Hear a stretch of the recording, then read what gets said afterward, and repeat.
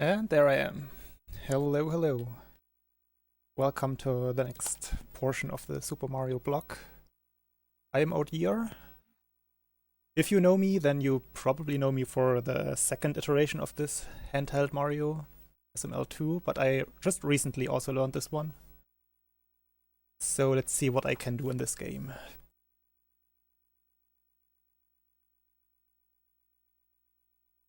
Also, I just got home from work and I had to walk outside for a bit, so my hands are freezing cold. That's my excuse for tonight. Alright. I guess I'm just gonna start now. Here we go.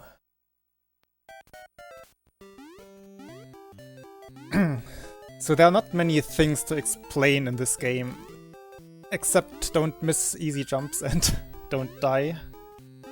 Also, please tell me if my volume is okay. Sounds good here. Thank you.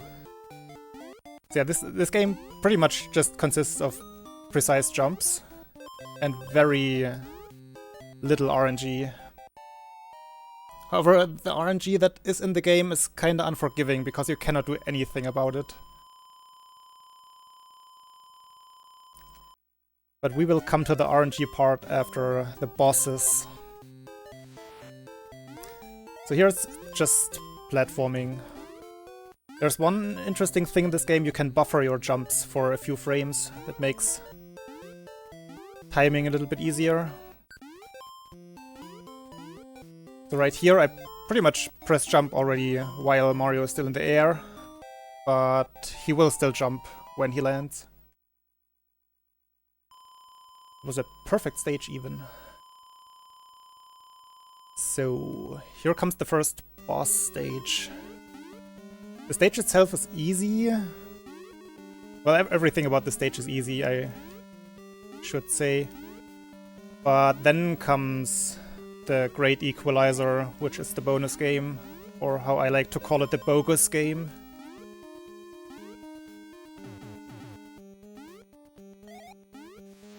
So you can play the game perfectly. You can play the whole game perfectly and still be like 8 seconds behind the world record. Just because of bonus game, RNG. Here's the story, by the way.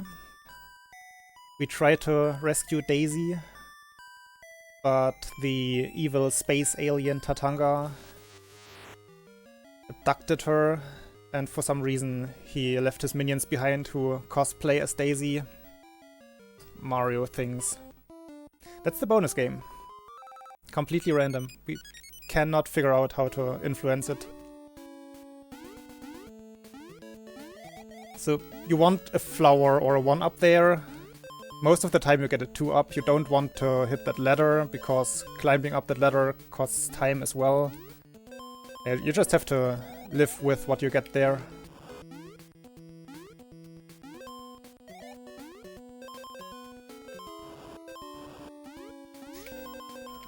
The coin stash.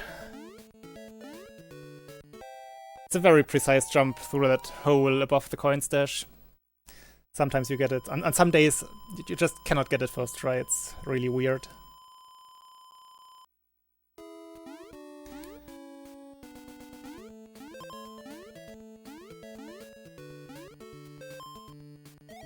Focus there for a bit. The jump is like rather precise on top of that robot there.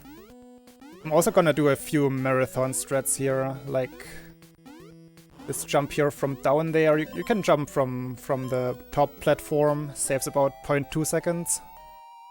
But you risk jumping into that seahorse, so I rather play it a little bit safe. This run is not glitchless. It has exactly one exploitable glitch.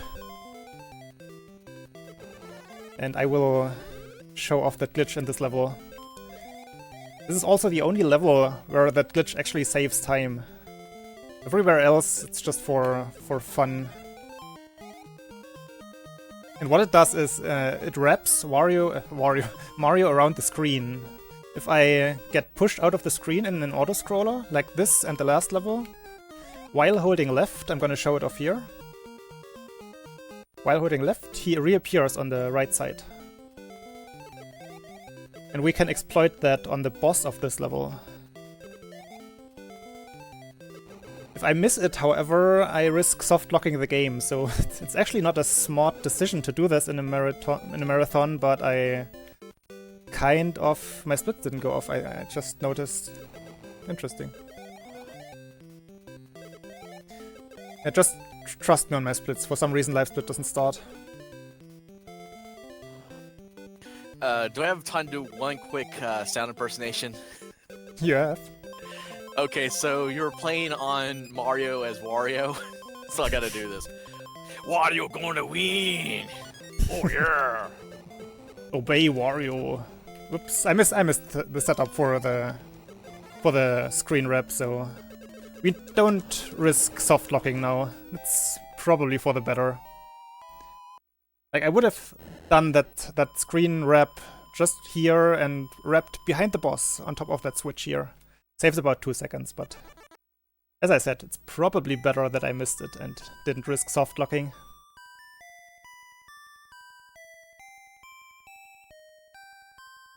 No, what's going on with my live split though?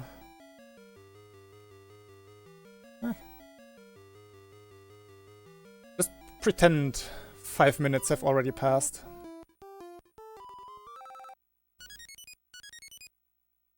Yeah, this I was having level, the same issue earlier myself with the live split, so don't feel too bad. I think I just didn't set up the scene correctly. This level is pretty hard, I have to say, and there's my first death. Dying on this level is not really a good thing to do, because there is quite a bit of time until you get the next power-up. I played this poorly, but here's my power-up. And I'm back on track. Now these jumps here are very tricky. The first one is too hard for me. Let's try it again. Or not. Yeah. With Small Mario I cannot go for the second one even. That was kinda bad that I died there. But we can just wait. Just a time loss.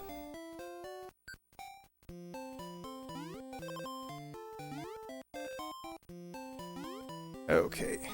Off to the next world. Like, usually you are Small Mario here, so everything is in order again now. Except the time loss. The next level looks tricky, but it's actually pretty consistent. A lot of jumps are like just small hops, and if you do them at the right time, which is basically when you land, you always get them.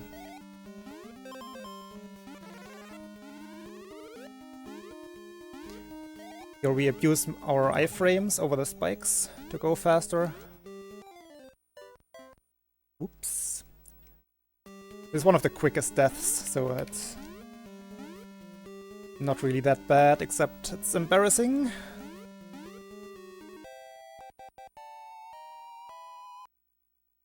Yeah, I haven't run this game a lot yet. I learned it for the 12-hour challenge, and all I did since then is doing runs, so I don't really have like marathon safe strats. This jump is pretty precise, by the way. Only have like 2 frames. This jump here coming up, you have 1 frame to get it. That was pretty good. And here we wait for a little bit to spawn that platform later, so it's in sync with the first platform. That's why I did that small pause. And here's the next boss. And there was the next boss. So yeah, this game is absolutely straightforward. No techniques involved. No real quick kills. It's all about getting to the end as quickly as possible.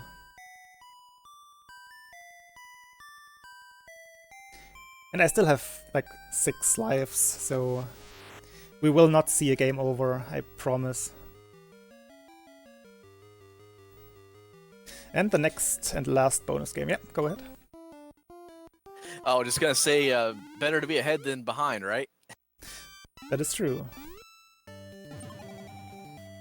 So I just like abused the iframes through that section there. You can shoot the piranha plants, which is technically faster.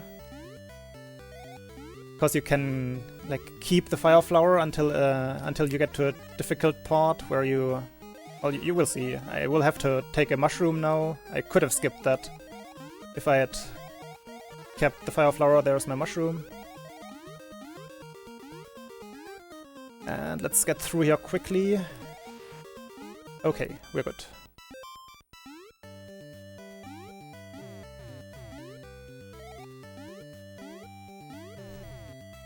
Alright, one more regular stage.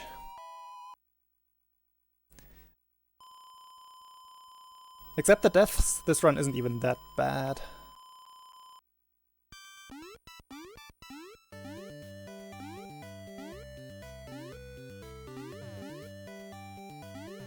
I definitely have to say that when I was looking at the art for Super Mario Land, it's just so unconventional, but it's so unique at the same time for a Mario game.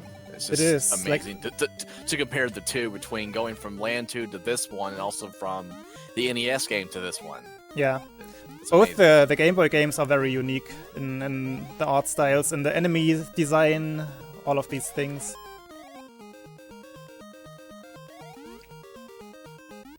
Like in SML2, for example, you have some enemies that only appear in like one screen and then never again, and in no other Mario game as well. And I know with Land 2, which we'll probably talk about more, I know they took a lot of cues from Super Mario World, but just look at this particular game. It's just it's very unconventional for a Mario game, but it still has a lot of the same aesthetics. It's really neat. Yep. I think they actually took the... Again, we're talking about Super Mario Land 2 here. I think they took the actual sprite from SMW and just put it on the Game Boy and designed the game around it. Which is a weird decision, because it's so large of a sprite. I wish they would bring this back for a future Mario game. I know in Mario Maker you actually can make a shoot 'em up, so... Yeah. But it's, like I said, this is very unconventional for a Mario game, but I like it. The approach was very unique for the time. But yeah, I love when I found that out in Mario Maker you can make a shooter with the Bowser Mobile. I was like, oh, this is neat! So cool. I'm obviously abusing the screen wrap again, just because I couldn't show it off earlier. I think it doesn't make a difference time-wise in this level. There is lag in this game, but it's not really that much. Except like, in some places you can create a lot of lag by having too many enemies on the screen for too long. But we are past that portion of the game already. So we have one thing left, which is, well, two things left, which is the boss of the stage and the end boss. And both of them should die really quickly if I do it properly. You just do away with them really quickly.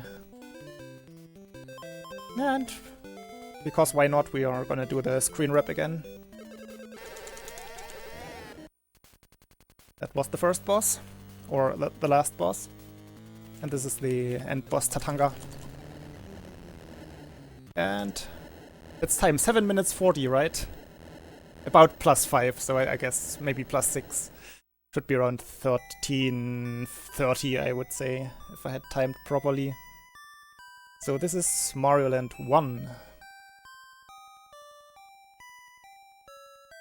Very good run. Well, except the like 4 unplanned deaths, but yeah. Oh, everything that's else, okay. Everything else went fine. Better than a game over, though. True, and my hands are still freezing, so. Okay. I'm well, if you would like, you can disconnect real quick. I'll play some Land 2 music for our awesome viewers here, and then when you're ready, we'll just come back on what we did before. We can do that. Sure. All right. In the meantime, I've fixed my game split. Yep. Okay, I'm gonna disconnect right now. See you soon.